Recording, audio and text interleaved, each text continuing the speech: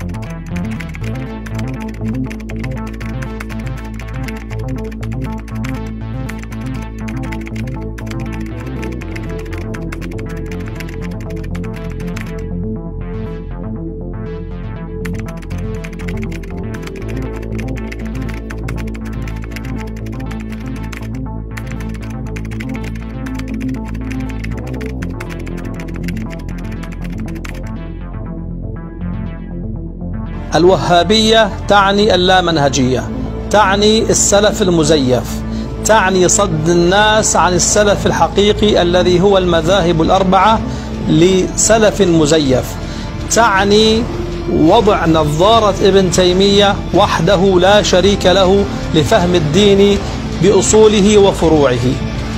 الوهابية تعني انقطاع الإسناد، إذ لا إسناد لهم إلى النبي عليه الصلاة والسلام على طريقتهم تلك.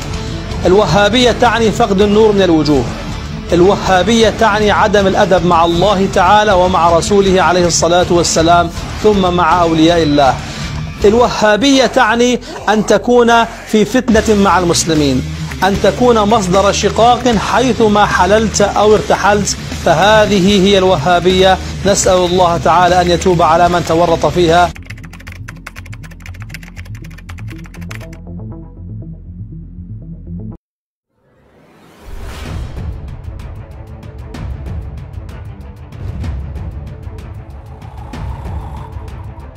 Kesesatan orang-orang yang berpaham Wahabi yang selalu menuduh orang-orang Ahlus Sunnah wal Jamaah berbuat bid'ah. Salah satu contoh perbuatan yang selalu mereka anggap bid'ah adalah membaca suratul Fatihah untuk orang-orang yang sudah meninggal dunia. Lalu pertanyaannya, apa alasan mereka mengatakan demikian? Ternyata alasannya ada dua. Yang pertama, karena mereka anggap perbuatan itu tidak ada perintahnya. Kemudian yang kedua, karena mereka anggap perbuatan itu atau membaca suratul Fatihah itu tidak akan sampai kepada orang-orang yang sudah meninggal dunia. Sahabat-sahabat sekalian, sebenarnya masalah bacaan suratul Fatihah yang diperuntukkan orang-orang yang sudah meninggal dunia ini termasuk masalah yang cukup besar apabila dijelaskan kepada mereka. Tapi meskipun demikian, tanpa mereka sadari, tuduhan mereka seperti ini bukanlah hal yang sulit untuk dijawab. Malahan tuduhan seperti ini hanya akan mempermalukan mereka. Semakin orang-orang Ahlus Sunnah wal Jamaah berdiam diri, semakin berani dan semakin percaya diri mereka menyebarkan pahamnya, seakan-akan golongan mereka lah yang paling benar dan paling suci dari seluruh golongan yang ada. Dan mereka juga merasa seakan-akan golongan mereka lah yang selalu berpedoman pada Al-Quran dan Sunnah.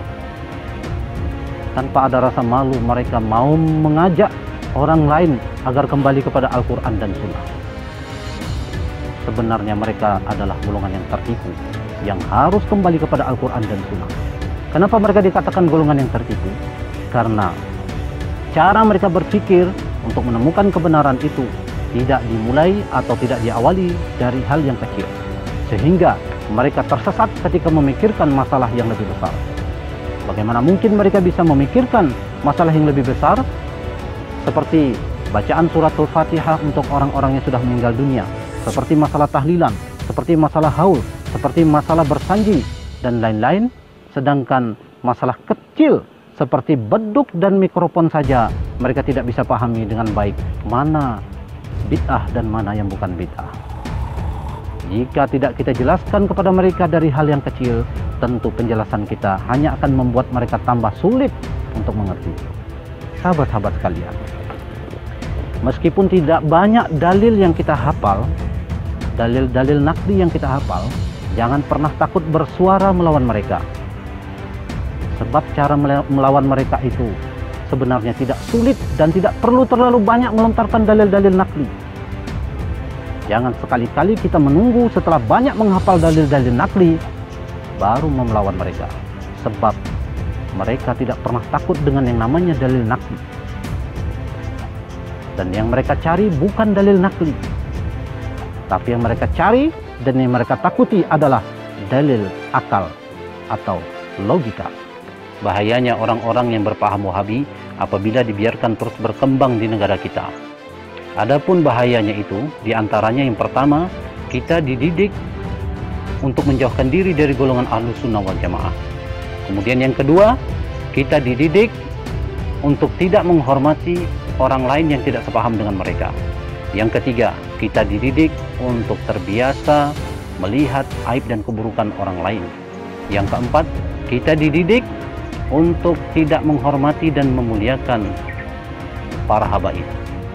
Yang kelima, kita dididik untuk menjauhkan diri dari para ulama tasawuf dan ma'rifatullah. Sahabat-sahabat sekalian, baiklah kita akan bahas satu persatu apa maksudnya dari bahaya-bahayanya itu. Bahaya yang pertama adalah kita dididik untuk menjauhkan diri dari golongan Ahlus Sunnah wal Jamaah. Menjauhkan diri bukan berarti menjauhkan diri dari ulamanya, ustadz-ustadznya, tapi menjauhkan diri juga dari buku-buku mereka. Salah satu contoh buku itu adalah buku yang berjudul Kunci Ibadah, di mana buku ini sangat banyak dan mudah kita dapatkan di toko-toko buku dan di pasar-pasar. Mereka sangat meremehkan buku ini dan melarang pengikutnya untuk membacanya. Tanpa kita sadari, kita dalam masalah kecil seperti ini, kita telah dijauhkan dari para ulama Ahlus Sunnah wal Jamaah. Jika kita dan anak-anak keturunan kita sudah masuk dalam paham mereka, maka pasti kita akan jauh ketinggalan dalam ilmu agama. Jika sejak kecil anak-anak kita sudah masuk dalam paham itu, pasti mereka akan takut membaca buku-buku orang-orang Ahlus Sunnah wal Jamaah. Seperti buku-buku yang berisikan doa-doa. Saking takutnya mereka terhadap sesuatu yang bid'ah, sampai-sampai banyak di antara mereka yang tidak hafal doa selamat. Kenapa?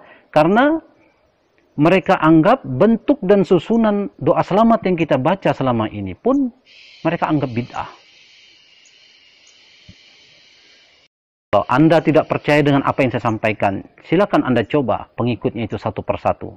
Silakan dites. Pasti banyak di antara mereka yang tidak hafal doa selamat.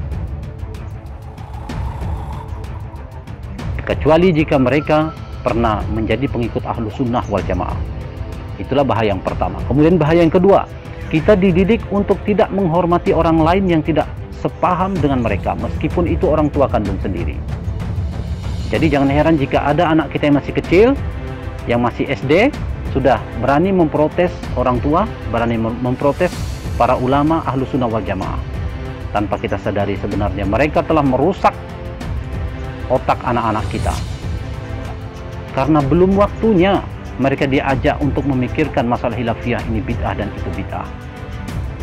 Kemudian letak kebusukan ajaran mereka yang lain adalah kenapa yang diajak lebih banyak anak-anak dan orang-orang awam yang tidak mengerti ilmu agama. Kenapa bukan orang-orang dewasa dan orang-orang alim yang mereka ajak? Oh, ternyata kalau orang-orang dewasa dan orang-orang alim yang mereka ajak bisa membantah dan bisa melawan. Tapi kalau anak-anak dan orang-orang awam yang tidak mengerti ilmu agama, mereka taunya hanya ikut saja apa yang mereka katakan.